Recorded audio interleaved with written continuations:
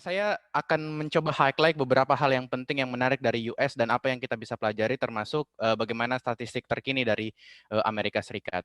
Ini adalah terakhir guru saya di UI Prof. Hasbullah Tabrani mengatakan bahwa Amerika itu adalah negara yang suka manggung.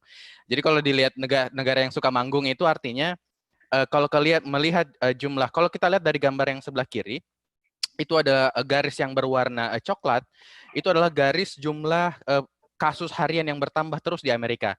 Nah, kalau kita lihat di sini kan dia sepertinya di atas terus, artinya suka manggung gitu kalau kalau beliau mengistilahkannya seperti itu. Nah, tapi yang menarik kalau di Amerika sebetulnya karena kita punya data-data yang cukup banyak, artinya variabelnya semua ilmuannya juga cukup cukup banyak ya di Amerika Serikat, kita mampu membuat suatu prediksi yang akurat. Jadi ini adalah satu prediksi dari Institute for Health Metrics and Evaluation. Jadi itu sebenarnya bisa diprediksi jumlah penambahan jumlah kasus di Amerika yang bahkan kalau misalnya saat ini penambahan per kasusnya ada di sekitar angka 50.000, sebetulnya angka per harinya itu bisa angka infeksi per harinya itu bisa mencapai 200.000 lebih per harinya. Nah, ini yang menarik di Amerika Serikat. Dan kemudian untuk jumlah kematian sendiri, ini adalah kematian yang tertinggi di dunia. Per 17 Mei hari ini itu sudah lebih dari 80.000 angka kematian yang ada di Amerika Serikat. Statistik yang menarik kalau melihat dari ini sebetulnya dari Institute for Health Metrics Evaluation ini diperkirakan bahwa jumlah penambahan jumlah kasus harian ini akan menurun.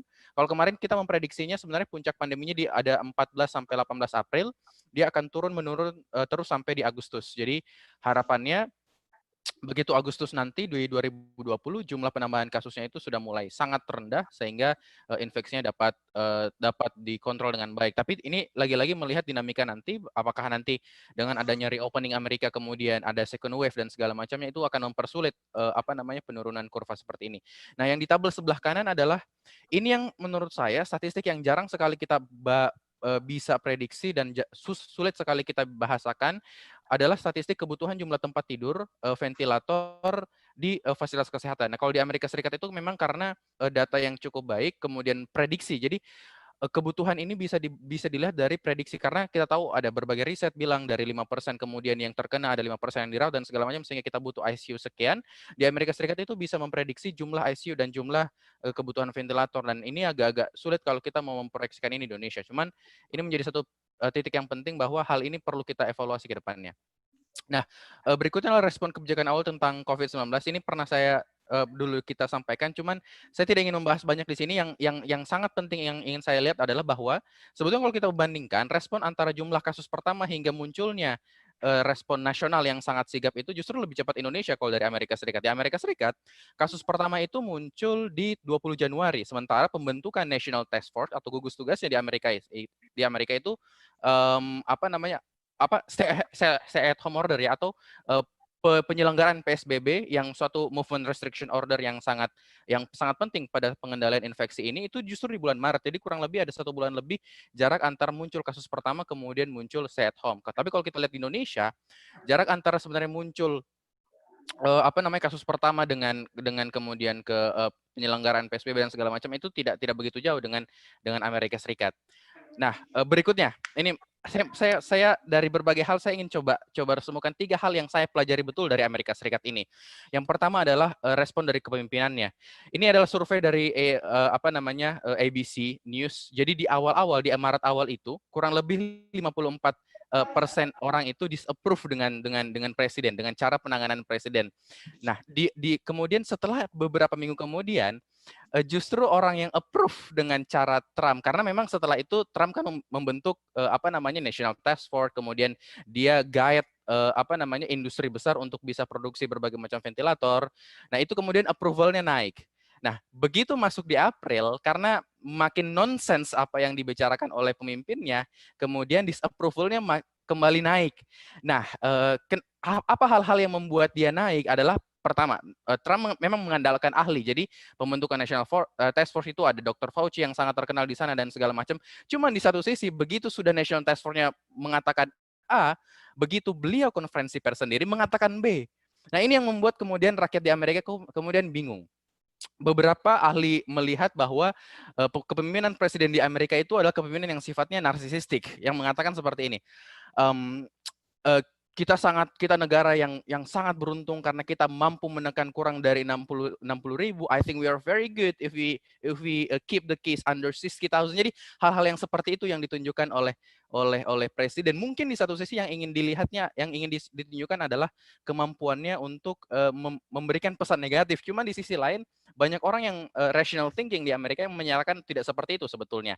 Nah, berikutnya adalah federal and states. Jadi di Amerika ini memang meskipun presiden punya pandangan lain, tapi memang otoritas dan segala macam itu tetap ada di states masing-masing. Sehingga ini pelajaran yang pertama. Yang kedua adalah relaksasi PSBB.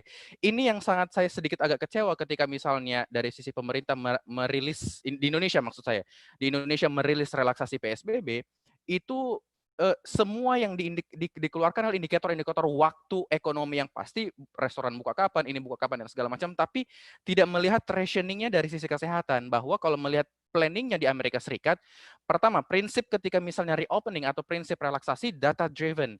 Ini yang tidak pernah dibahasakan oleh pemerintah ketika misalnya dia mengatakan bahwa oh kita mau relaksasi. Tapi apa data driven yang apa kriteria yang harus dikeluarkan? Ini yang tidak pernah dikatakan kalau pemerintah Indonesia. Nah, ini yang saya suka dari task force-nya di Amerika karena dia jelas bahwa ketika misalnya kita punya 3 steps untuk reopening Amerika, tapi ada prinsipnya apa dan apa kriteria setiap fasenya. Itu yang pertama. Dan berikutnya adalah fase-fase ketika misalnya bergerak dari setiap fase. Ingat, saya ingat terakhir sekali rilis dari Kemenko Ekonomi di Indonesia itu ketika dia bilang kita harus buka ekonomi dan segala macam, dia tidak pernah bilang kriteria antara satu fase ke fase berikutnya itu apa. Ini yang agak disayangkan bahwa di Amerika memang jelas bahwa sebelum bergerak antara satu fase ke fase berikutnya, jumlah kasus positif harus menurun, jumlah pasien yang masuk dirawat ke RS harus menurun, jumlah orang yang di ICU itu harus menurun, jumlah kematian harus menurun, dan angka itu harus konsisten 2 minggu. Pernah tidak Kementerian Perekonomian mengatakan hal ini? Bahwa oke, 1 Juni seperti ini, 8 Juni begini, 20 Juni begini. Tapi apa sih yang membuat itu berbeda? Tidak ada, tidak pernah disampaikan oleh pemerintah Indonesia. Jadi ini yang menjadi pelajaran penting yang bisa kita dapatkan di yang kedua dari Amerika. Yang ketiga, 16 Mei kemarin, Kepala Departemen Infeksinya di Amerika Serikat namanya Dr. Anthony Fauci itu ada hearing atau testimoni hearing di Kongres. Jadi beliau ini apa ya, pemikirannya memang tajam secara keilmiahan dan meskipun beliau adalah bagian dari gugus tugas, dia nggak ikutan ngomong seperti gugus tugas gitu loh. Maksudnya begini, kalau kita lihat beberapa pakar gugus tugas akhir-akhir ini, dia selalu berusaha memang mencampur antara kesehatan dengan sosial. Di Mata Najwa kemarin kita nonton terakhir kan banyak yang tanya, Pak kok tim pakar ngomongnya seperti ini, bukannya kesehatan harusnya secara begini ngomongnya. Nah, kalau di Amerika itu tim pakarnya itu secara sainsnya memang ngomong sains begitu loh. Jadi dia bilang waktu testimoni oleh Senat dan Kongres di Amerika, dia bilang begini, bahwa ketika kita buka Amerika secara cepat-cepat, maka sebetulnya kita sedang membuka Amerika ini secara prematur. Dan resiko untuk muncul second wave dan segala macam itu makin meningkat. Nah, kemudian di hearing kemarin juga disampaikan oleh beliau bahwa Amerika sedang ada 8 kandidat vaksin dan tercepat itu akan ada 12 bulan dan segala macamnya. Kemudian ada sukses awal dalam pembentukan obat, dalam uji obat remdesivir di Amerika Serikat. Apa yang ingin saya bawa dari sini bahwa pernah enggak sih kita di Indonesia berusaha untuk membuat testimoni seperti ini? Bahwa kita mengundang ahli yang memang tajam sekali pemikirannya, kita minta untuk hearing yang betul-betul, oh ini loh kesalahan, kekurangan kita, bukan kesalahan, maaf. Kekurangan kita di Indonesia adalah seperti ini. Dan itu secara resmi didengarkan oleh parlemen kita di Indonesia. Nah, ini sudah dilakukan di Indonesia dan di Amerika, dan harapan saya ini bisa kita lakukan juga di Indonesia. Nah, ini terakhir. Oke, kesimpulan. Nah, kita sangat mengerti memang bahwa Indonesia ini akan negara yang low resources country, tidak banyak. Cuman, apa yang kita bisa koreksi pada saat ini? Apakah kita bisa lebih membuatnya sebagai kepemimpinan sains, relaksasi PSBB, kalau bisa jangan dipimpin oleh Kementerian Perekonomian gitu loh. Kalau misalnya memang iya, harus jelas rationing dari sains kesehatannya. Dan terakhir, apa peran parlemen dan peran lembaga hukum, mungkin misalnya MK, kalau misalnya kita bisa bikin hearing yang lebih jelas bahwa oh ini masih bisa dikoreksi sebetulnya. Jangan sampai muncul gambar yang di sebelah kanan, ini dokter yang menyatakan bahwa Indonesia terserah lah saat ini. Jadi terima kasih.